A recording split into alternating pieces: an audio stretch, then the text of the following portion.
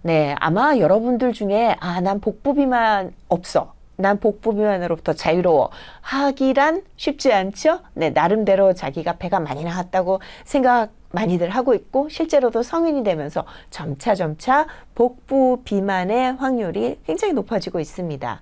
자, 이것은 복부의 지방이 과도하게 축적된 상태를 말하는 것이기 때문에 이 비만의 기준이 국가나 민족에 따라서 약간씩은 다릅니다. 그러니까 예를 들면 서구형 같은 경우는 우리가 그 비만이 좀 더 심하죠. 근데 우리나라는 기본적으로 타고난 체질 자체가 서구형하고는 다른 동양인은 그런 체질 자체가 다르기 때문에 체형도 다릅니다. 그렇게 체형도 다르기 때문에 동일한 비만 기준을 적용하지는 않습니다. 우리나라 같은 경우는요, 허리 둘레가 남자 90cm 이상인 경우, 여자는 85cm 이상인 경우를 복부 비만이라고 분류를 하고 있어요.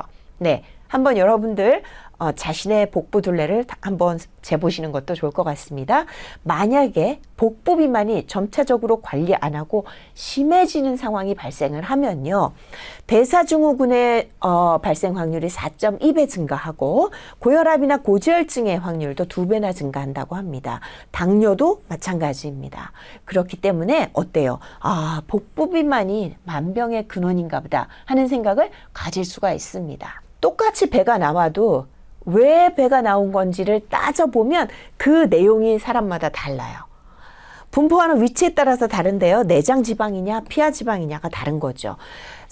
이제 장기 주변에 지방이 끼게 되면 어떨까요? 배라는 안, 이 복부라는 이 장기, 우리 트렁크 안은 공간이 한정적입니다. 그래서 그 안에는 장기들이 오밀조밀 모여 있는 곳이거든요. 근데 거기에 굉장히 많은 비중을 차지하게 되면 그럼 어때요? 마음 놓고 이렇게 수축하고 유연하고 뭐 활동하던 그런 장기들이 마음 놓고 활동을 해야 될 공간이 위축을 받는 거죠. 그럼 어떨까요? 그 장기가 기능을 잃어가는 겁니다. 네, 이 그림에서도 보는 것처럼요. 정말 복부에 이런 내장, 그러니까 복부 체강이 있거든요. 체강, 우리 몸 안쪽에. 그런데 이 체강에 지방, 이게 조직들이, 기관들이 많이 있잖아요. 위도 있고 장도 있고. 그러한 사이사이에 끼는 이런 노란 애들은 내장 지방이고요. 그 복벽 바깥에 피부라는 구성 안에 피하지방이 있는 거거든요. 그 피하지방이 두꺼워지는 거, 이건 정말 배가 그냥 살찐 거예요. 기름 낀 거예요. 요렇게 피하지방이 있는 것들은 운동을 해서 빼는 것이 의미가 있기 때문에 이제 비교적 상대적으로 쉽게 지방을 이걸 줄일 수가 있지만, 내장 사이사이에 이렇게 노란색에 있는 것처럼 내장 지방이 끼게 되는 것은 정말 제거하는 게 그렇게 쉬운 노릇이 아니에요. 그래서 이제 이게 어려운 관리 대상이라고 하는 거고, 나이가 들수록, 네, 나이가 들어갈수록 이러한 내장 지방의 비율이 이 복부 비만에서 내장 지방의 비율이 더 높기 때문에 관리가 더 어려워진다 하는 것을 이제 우리가 아셔야 됩니다. 내장 지방은 혈액 속으로 지방을 흘려보내서 심내혈관의 위험을 높일 수 있다라는 거죠. 장기 바로 옆에 존재하기 때문에. 그리고 내장 지방 세포에서 지방산이 과도하게 유리되어 나오죠. 녹아 나오는 거예요. 그러면 이제 혈중에 유리 지방산인데 세포, 셀의 형태를 띠고 혈중에 막 돌아다니는 애들을 유리지방산이라고 그래요.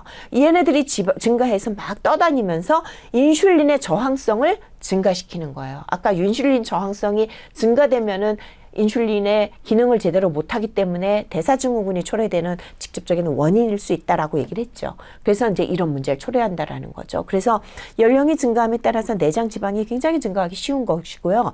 과식이나 운동 부족이 결국은 내장 지방의 축적에 많은 기여를 할 수 있기 때문에 이거를 우리가 굉장히 주의를 해야 되는 부분이다. 특히 여성의 경우는요, 폐경기 이후에 이런 복부 비만이 현저하게 증가되는 걸 알 수 있어요. 네, 여러분들이 이유는 아시겠지만 이제 폐경 이전에는 여성 호르몬이 이런 것들을 많이 다수 잡아줍니다. 그런데 폐경을 맞으면서 이제 그 이후에는 여성 호르몬이 분비가 뚝 떨어지기 때문에 그런 조절이 제대로 되지가 않아요. 그래서 복부에 내장에 지방이 많이 끼는 현상들이 발생해서 이런 위험에 굉장히 과다하게 노출될 수 있습니다. 그래서 복부 비만을 예방하기 위해서 식사량을 줄이는 방법이 굉장히 요구되는 것이 것이고요. 그리고 이제 균형 잡힌 영양 섭취를 해가지고 식습관을 잘 균형 맞춰서 조절을 해야 되겠고, 이것만으로는 부족하기 때문에 운동을 정기적으로 하는 그런 노력들도 필요하다는 것이죠. 네, 그 다음 볼 내용은 고혈압이에요. 고혈압은 뭐 원인은 이렇게 정말 많이 있는데, 여기서 우리가 알아야 되는 건 이제 고혈압이 분류를 할 수 있는 것이죠. 그래서 본태성이냐 속발성이냐를 나누는 것이고, 1차성이라는 게 대부분 90% 정도를 차지해서 원인이 뭔지 모르는데 하여튼 고혈압이 생기는 것이고, 그럴 경우 관리해야 되는 내용이 바로 이렇게 가족력 같은 걸 제외하고는 대부분 건강한 라이프 스타일을 유지하게끔 해주는 것이 주요한 관리의 포인트가 되는 것이다 했고요. 2차성이라고 하는 건 이제 다른 건강 문제 때문에 합병증으로 따라오는 거니까, 그럴 때는 그러한 기본의 원인이 되는 문제를 해결하는 쪽으로 포커스를 두고 있어요. 그래서 이거는 전체 고혈압의 한 10% 정도밖에 안 되는 것으로 알려져 있지요. 우리가 여기서 이 파트에서 중요한 거는 고혈압 자체, 질병 자체가 문제되는 게 아니고요.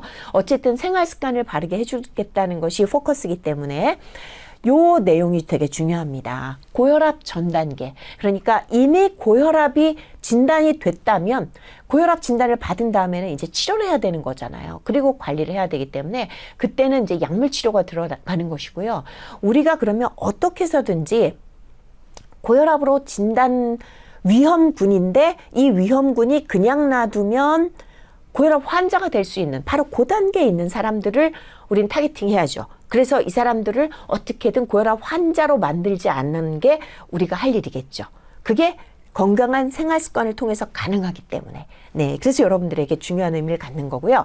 그걸 우리는 고혈압 전 단계라고 진단하고 있습니다. 자, 수축기 혈압이 130에서 139, 이완기 혈압이 80에서 89인 경우를 고혈압 전 단계라고 이미 미국 심장학회에서 이렇게 진단을 카테고리를 나눠놨어요. 요것은 예방적 차원에서 굉장히 중요한 파트다 하고, 요 130에서 139, 80에서 89의 수치를 보이는 사람들을 건강 증진 차원에서 굉장히 중요한 인구 대상 집단으로 보고 있습니다. 이제 고혈압으로의 진행을 막기 위해서 이 사람들을 관리해야 되기 때문이죠. 수축기 혈압이 130 이상이거나 이완기 혈압이 85 이상일 때, 또는 혈압약을 복용하는지, 이 여부가 대사증후군의 진단 기준이 되고 있다는 것. 자, 고혈압은 인슐린 저항성하고 관련이 있어요. 그렇죠? 그렇기 때문에 운동량 늘리고 체중 조절해서 혈압을 낮추도록 적극적인 관리를 해줘야 되겠습니다. 그 다음 위험 요인 중에 하나가 혈당 수치가 높은 것. 바로 당뇨였어요. 이제 췌장에서 인슐린을 너무 적게 분비하거나 못 만들어내면 혈액 속에서 당이 이거 쓰이질 못하니까 너무 과해지겠죠. 그러면 당뇨가 생기는 것이고, 문제는 이제 비만인 경우예요. 비만인 경우에는 이 인슐린이 정상적으로 분비가 된다 해도 인슐린에 대한 체내 뭐가 있다 그랬어요? 저항성이 높아진다 그랬죠. 비만인 경우에는 인슐린 저항성이 높아진다 그랬습니다. 그래서 인슐린이 세포에서 제대로 쓰이질 못해요. 그러면 결국 혈중에는 당이 계속 높아질 수 있기 때문에 결국은 비만을 컨트롤해야 당뇨가 잡히고, 그래야 대사증후군으로부터 자유로울 수 있다. 초기에는 특별한 증상을 느끼지 못하지만 이제 점차적으로 이런 3대 증상이 나타나면서 더불어 전신 증상을 경험한다 그랬고요. 진단할 때는 우리가 뭐 포도당 수치 같은 걸 측정하고, 지난 수업에서 우리가 당뇨 진단하는 방법에 대해서는 충분히 수업을 했으니까 그 내용을 참고하시고요. 여기서 볼 거는 이제 관리를 하는 측면이기 때문에 위험 집단에게는 자가 관리를 할 수 있는 것을 우리가 교육해야 됩니다. 그래서 간이 혈당 측정기를 집에 구비를 하고 매일매일 자신의 혈당이 적정 수치 안에 들어있는지를 계속적으로 관리를 하십시오 하는 것을 우리가 교육을 해야 되겠죠. 그래서 평소 혈당 수치 유지할 수 있게끔 해서 합병증을 막도록 하는 것에 주안점을 둘 것. 그리고 사실 당뇨라고 하는 건 어느 한 시점에서 딱 측정했을 때 혈당이 낮은 것도 중요하지만 장기간의 혈당 조절도 꾸준하게 이어갈 수 있어야 된다 했기 때문에 이제 이런 것들도 다 감안해서 당뇨에 대한 관리를 해나가야 되겠습니다.